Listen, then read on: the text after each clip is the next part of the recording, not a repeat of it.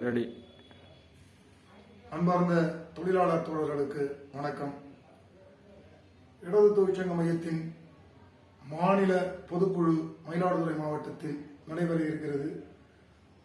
மக்கள் போராட்டங்களால் தமிழ்நாட்டை மாற்றி அமைக்க 2 நாள் டிசம்பர் 6, 7 மயிலாடுதுறையில் இடது தொழிற்சங்க மையம் கூட இருக்கிறது.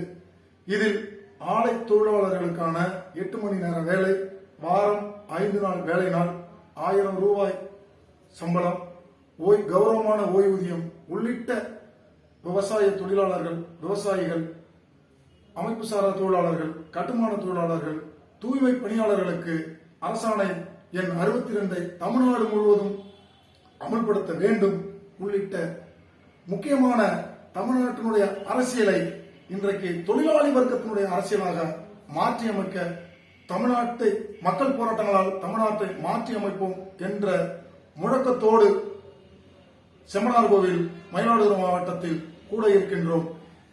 டிசம்பர் 7ஆம் தேதி இந்த கோரிக்கைகளை முன்வைத்து மாபெரும் பொதுக்கூட்டம் நடைபெற இருக்கிறது. இந்த பொதுக்கூட்டத்திற்கு பகுதியில் உள்ள இருக்கக்கூடிய பொதுமக்களும் தொழிலாளர் தோழர்களும் பேராதரவு தருமாறு அன்போடு கேட்டுக்கொள்கின்றோம்.